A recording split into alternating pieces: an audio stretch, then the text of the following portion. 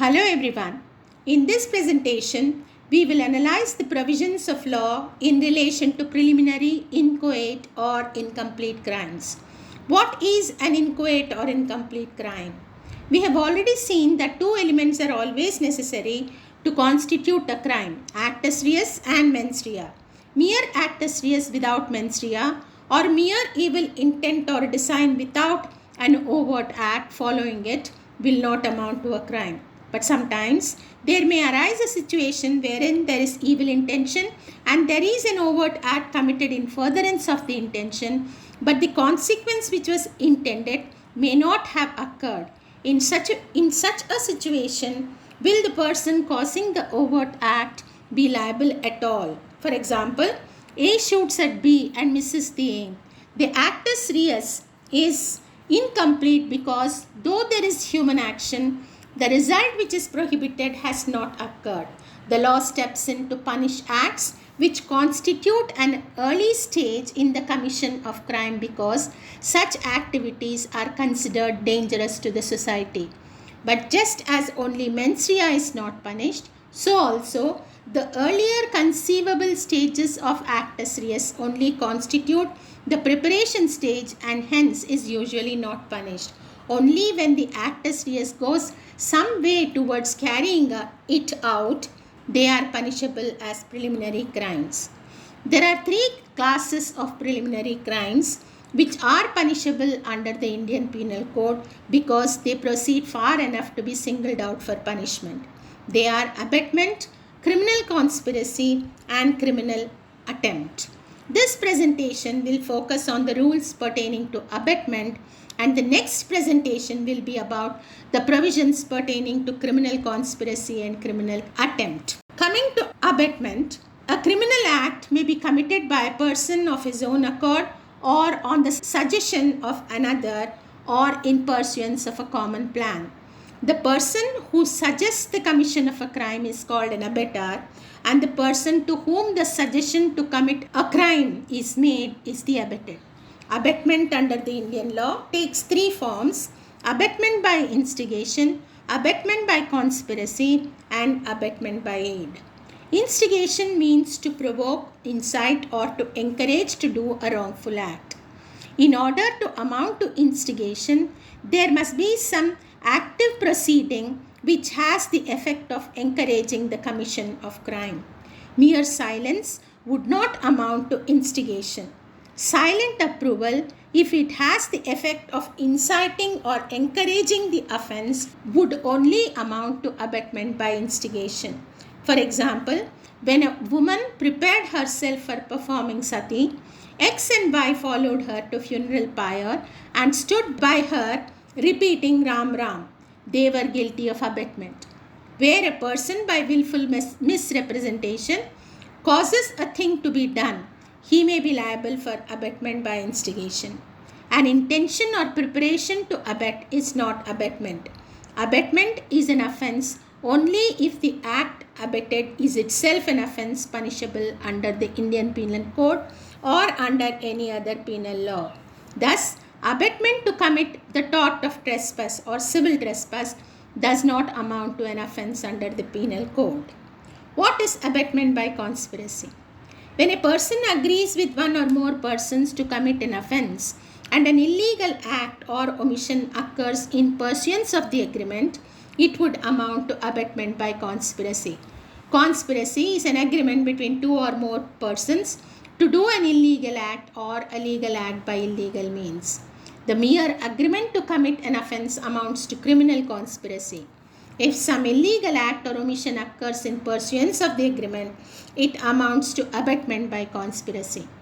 Coming to abetment by intentional aiding, it consists of either doing an act and directly assisting in the commission of a crime, or by illegal omission assisting in the commission of a crime, or by doing an act indirectly facilitating in its commission. A person cannot be held liable for abetment by intentional aiding when the act had not been done at all. Supposing A instigates B to loot the house of X. C, a watchman of the house, agrees with A to keep the house open for looting the house. When B comes to loot the house of X. X rings up to the police for help. D and E, who were the policemen of the nearest police station, arrive at the spot but do not do anything to prevent the loot on being promised a share by A. Here, A is liable for abetment by instigation, B is liable for the act of looting the house, C is liable for intentionally aiding in the commission of the offence by leaving the house open, and D and E will be liable for abetting the loot by illegally omitting to perform their duty as police officers. There are some general rules governing abetment. A person can be held liable for abetment of an offence even where the person who actually commits the act resulting in the offence is incapable of committing an offence. For example, where A gives a poisonous fruit to a child below 7 years and abets the child to give it to C, who eats it and dies. Child below 7 years of age is not liable for the act, but A will be liable for abetting the murder. When a person abets another to illegally omit doing an act which the person himself is not bound by law to do, he would still be liable for abetment by illegal omission. For example, where A instigates a police officer B not to proceed to the place of offence when he receives a phone call that a riot broke out in that locality in order to facilitate the riot.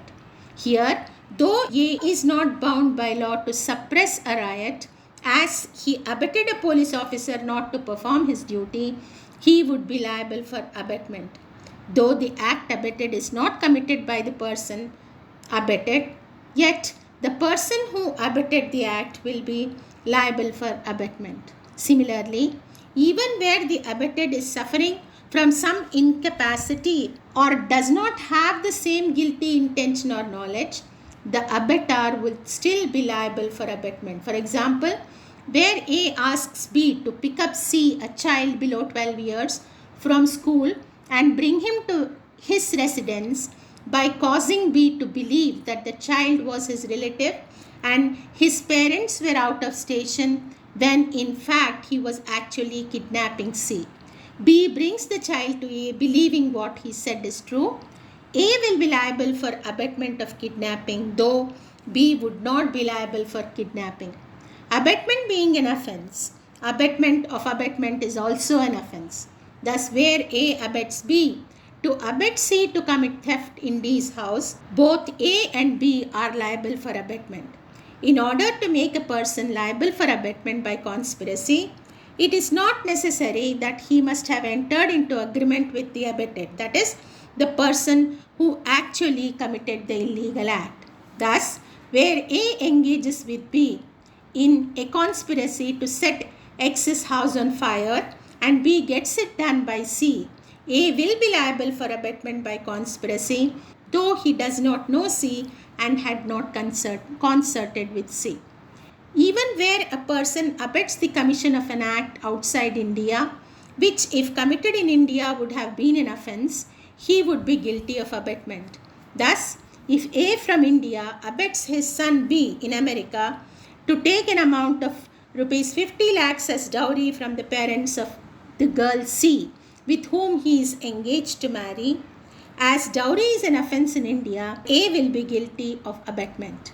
Where the abettor abets an act with a particular intention or knowledge and abetted does it with a different intention, the abettor would be liable as if the abetted committed the act with the same intention as his. The general rule is that an abettor will be liable for the act which he abets and not for any other act committed by the person abetted. But there are two exceptions to this rule. Where the act done by the abetted was not expected by the abettor would still be liable for the act if the act was the probable consequence of the act abetted. Otherwise, that is, where the consequence is unusual and cannot be expected to be caused as a result of abetment, the abettor will not be liable for such consequence. For example, where A instigates B to assault C in order to frighten him, but B stabs C and causes C's death. If A abetted B to frighten C by wielding a knife and injuring him, and the injury so inflicted causes C's death, A would be liable for the offense. But where A wants B to just go with a heavy stick and threaten him, but B uses a knife to do so, and in an altercation with C stabs him, causing death, here the act abetted is different from the act committed, and therefore A will not be liable for causing C's death.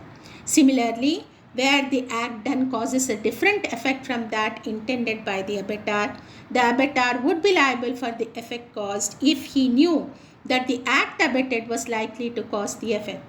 Where A instigates B to inflict a stab injury to C, which B does, which in the ordinary course of nature is not likely to cause the death of a person.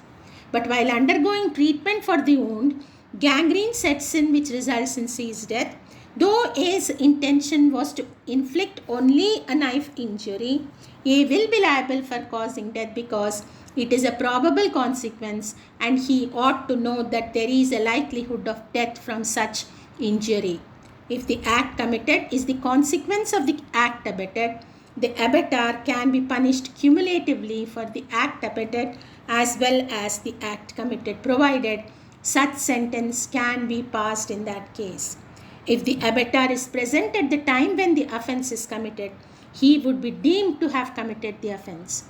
When the statement which is intended to abet the commission of an offense is made to the public at large or to any class of persons exceeding 10 in number, he is liable to be punished under section 117. Sections 109, 115 and 116 provide punishment for successful abetment and unsuccessful abetment. In case of successful abetment, the abettor would be punished as if he had committed the offense. In case of unsuccessful abetment, the abettor may be punished with 1/4 of the maximum punishment that can be imposed for the offense punishable with imprisonment. If he is a public servant, he may be punished with half the maximum imprisonment that can be imposed for the offense. If the offense abetted is punishable with death or imprisonment for life, the abettor will be punished with imprisonment that may go up to 7 years, and if any harm is caused in pursuance of the abetment, he may be punished with imprisonment which may go up to 14 years. Where a person with an intent to facilitate or knowing it to be likely to facilitate the commission of an offense voluntarily conceals the design to commit the offense or makes false representation regarding the design, he would be liable to be punished under sections 118 or 120 based on the nature of the offense intended to be concealed. Where a public servant who has a duty to prevent such offense voluntarily conceals the design or makes false representation regarding such design with an intention to facilitate or with the knowledge that it is likely to facilitate the commission of such offense, he would be punished under section 119. There are certain separate provisions punishing abetment, like abetment to suicide, etc. And in certain cases, the offense and the abetment of the offense is punished under the same provision. For example, waging war and abetting the waging war against Government of India are dealt with under section 121 IPC. In such cases, the provisions under sections 109, 115 and 116 will not apply. This in brief is about the provisions of the Indian Penal Code pertaining to abetment. Thank you.